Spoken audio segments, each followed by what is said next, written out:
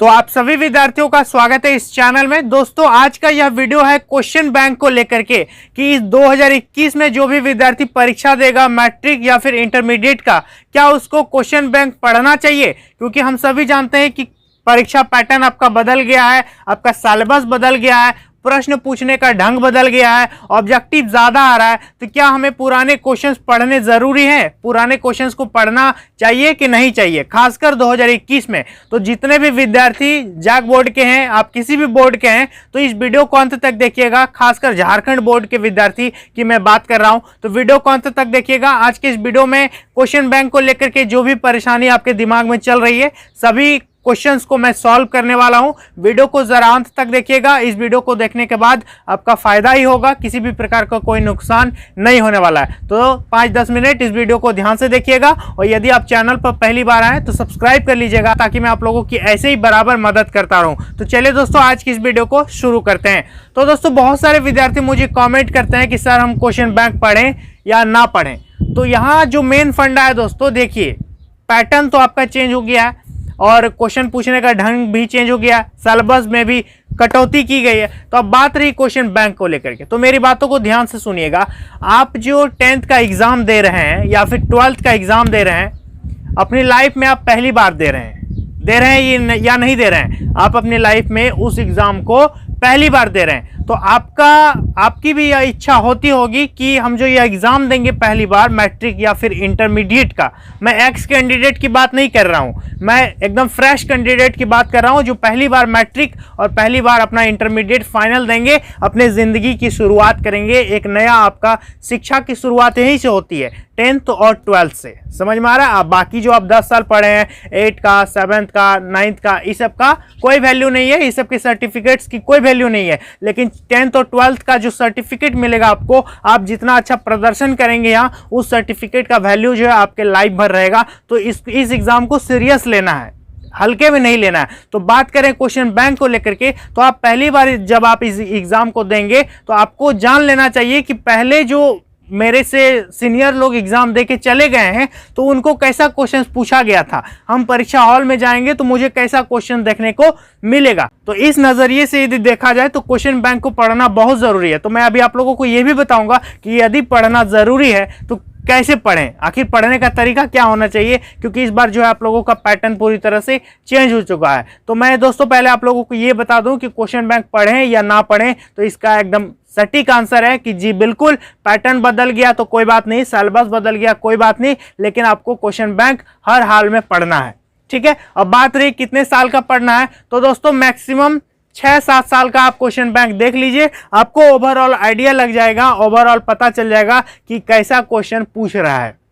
समझ में आ रहा है? इस बोर्ड का तरीका क्या है, यह बोर्ड कैसा जो सिस्टम है उसको अपनाते हुए आ रहा है। बिहार बोर्ड जो एक रीति रिवाज को अपनाते हुए आ रहा है कि यहाँ से क्वेश्चन पूछेंगे, ऐसा क्वेश्चन आएगा। जैक बोर्ड का कुछ अलग नियम है, सभी बोर्ड्स का एक अपना अपना परंपरा होता है, तो उसी परंपरा के अनुसार वो लोग क्वेश्चन को सेट करते हैं। तो ये आप लोगों को ओवरऑल आइडिया मिल जाएगा क्वेश्चन बैंक देखने से कि कैसा क्वेश्चन मेरा पूछा जाता था पहले और अब इस बार किस तरह से पूछा जाएगा। और क्वेश्चन बैंक को जो मॉडल पेपर आप लोगों को रिलीज किया गया है, उस मॉडल पेपर से कंपेयर कीजिए। समझ में आ रहा? और क्वेश्चन बैंक पढ़ने का बात करें तरीका की कि क्वेश्चन बैंक को पढ़ा कैसे जाएगा, तो ध्यान दीजिए। सबसे पहले आपके हाथ में होना चाहिए न्यू सिलेबस। जो 60% सिलेबस आपका आएगा, वह न्यू सिलेबस आपके हाथ पे होने चाहिए। एक तरफ होना चाहिए लगभग 6 से 7 साल का क्वेश्चन बैंक। ठीक है, आप लगभग ले सकते हैं 2013-14 से अभी तक का क्वेश्चन बैंक देख लीजिएगा कि क्वेश्चन किस तरह से पूछा गया है। समझ में आ गया? तो आपका न्यू सिलेबस होना चाहिए। दूसरी चीज होना चाहिए क्वेश्चन बैंक। मान लेते हैं आप 2016 का क्वेश्चन बैंक निकाले, समझ में आ रहा? मान लेते हैं 10th का मैथ या 12th का फिजिक्स निकाल लिए। अब एक एक क्वेश्चन को आप देखिए, ठीक है, एक एक क्वेश्चन को देखिए और एक एक क्वेश्चन में टिक करते जाइए कि क्वेश्चन नंबर 1 मेरा न्यू सिलेबस में है कि नहीं है। यदि नहीं है तो उस जगह उसी को तुरंत रेड पेन से क्रॉस कर दीजिए, और यदि आपके नए सिलेबस में है तो उसको ब्लू पेन से टिक कीजिए कि हाँ ये मेरे लिए इंपॉर्टेंट है, ये आया था, इस बार भी आएगा, लेकिन ईठो जो है आया था लेकिन इस बार मेरे लिए बेकार है, कोई काम का नहीं है। तो करना क्या है कि जो आपका आ चुका था और इस बार भी आने वाला है, तो वो आपके लिए बहुत VVI होने वाला है, क्योंकि पहले भी पूछा गया था और 2016 में भी पूछा गया, 17 में भी पूछा गया और कोरोना महामारी होने के बावजूद भी उसको रखा गया नए सिलेबस में, इसका मतलब क्या हुआ? इसका मतलब ये हुआ कि वो बहुत जरूरी है, वो इंपॉर्टेंट है, उसको सिलेबस से नहीं हटाया जा सकता। तो वो क्वेश्चंस क्या हो सकते हैं? इंपॉर्टेंट हो सकते हैं हमारे लिए। तो पढ़ना कैसे है? न्यू सिलेबस निकालिए, एक एक क्वेश्चन को टिक कीजिए कि ये क्वेश्चन है, ये क्वेश्चन नहीं है, काट दो, ये क्वेश्चन है, ये क्वेश्चन नहीं है, इसको काट दो। तो इस तरह से आप लोग क्वेश्चन बैंक पढ़ सकते हैं। तो क्वेश्चन बैंक पढ़ना जो है सबसे ज्यादा जरूरी है। क्वेश्चन बैंक से हमें ओवरऑल आइडिया मिल जाता है कि किस टाइप का क्वेश्चन मुझसे पूछा जाएगा एग्जाम में। समझ में आ गया? अब देखिएगा कि 2014 में भी एक क्वेश्चन है, 15 में भी वही क्वेश्चन है, 17 में भी वही क्वेश्चन है, और ये जो 60% सिलेबस में, उस 60% में भी इसको रख लिया है जो पहले पूछते आ रहा था। इसका मतलब इस बार भी उसको पूछा जाने की संभावना है बिल्कुल, ठीक है, क्योंकि पहले तो कुछ प्रॉब्लम नहीं था, लेकिन इस बार जो है आप लोगों का पढ़ाई लिखाई कुछ नहीं हुआ, उसके बावजूद यदि पुराना क्वेश्चंस को इस पे शामिल कर रहा है, तो इसका मतलब क्या हुआ?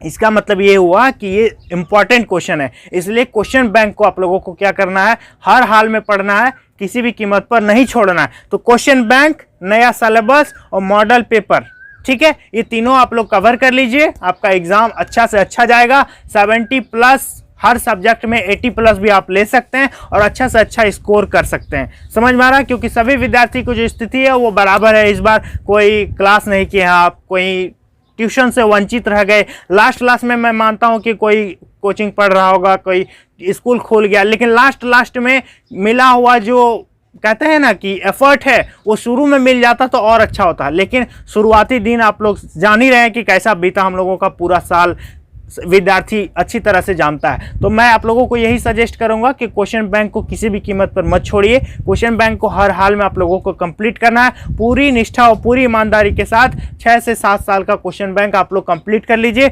2014 या 13 से लेकर के अभी तक हर एक सेट बनाइए, इससे आपका प्रैक्टिस भी होता चलेगा। कि जैसे मान लेते हैं 3 घंटा लेकर के बैठे और फिर बना रहे हैं मैथ का, कि हम उसको उतने टाइम में सॉल्व कर पाते हैं कि नहीं। फिर मॉडल पेपर में एक देखिए कि मॉडल पेपर आपका सबसे बड़ा क्वेश्चन बैंक हो गया। तो क्वेश्चन बैंक पढ़ लीजिएगा, फिर मॉडल पेपर पढ़ लीजिएगा, फिर बुक देख लीजिएगा 60%। अब क्वेश्चन कहाँ से आएगा? अब आपका क्वेश्चन कहीं से नहीं आएगा, इतने में से तीनों चारों में से सब क्वेश्चन आ जाएगा। तो हो गया काम खत्म। तो आप लोगों को ज़्यादा टेंशन लेने की ज़रूरत नहीं है। क्वेश्चन बैंक को पढ़िए, मॉडल पेपर को पढ़िए, नया सिलेबस से बुक को कवर कर लीजिए, अपने सिलेबस को आप कंप्लीट कीजिए। इस बार सिलेबस कंप्लीट करना आसान है। मैं मानता हूं कि नहीं पढ़ाया गया, लेकिन अब कुछ किया नहीं जा सकता, आप लोगों को अपने से करना होगा। 4 मई से जो एग्ज़ाम है, आप लोग अच्छी तरह से एग्ज़ाम दीजिए और अच्छा से अच्छा रिजल्ट ला करके दिखाइए कि मुझे नहीं पढ़ाया गया, फिर भी मैंने इतना अच्छा रिजल्ट प्राप्त किया है। तो दोस्तों, आप लोगों को यह वीडियो कैसा लगा और आपने यह वीडियो कहां से देखा है, एक कमेंट करके मुझे नीचे जरूर बताइएगा। और जो विद्यार्थी मेरे ब्लॉग चैनल को सब्सक्राइब नहीं किए हैं, नीचे लिंक दिया हुआ डिस्क्रिप्शन में जाकर के जरूर सब्सक्राइब कर दीजिएगा। तो चलिए दोस्तों, मिलेंगे नेक्स्ट वीडियो में। तब तक के लिए बहुत बहुत धन्यवाद। आपका दिन शुभ हो, आप अच्छे मार्क्स से एग्जाम में पास करें, यही मेरी कामना है, यही मेरी दुआ है। मिलता है दोस्तों नेक्स्ट वीडियो में, तब तक के लिए बहुत बहुत धन्यवाद।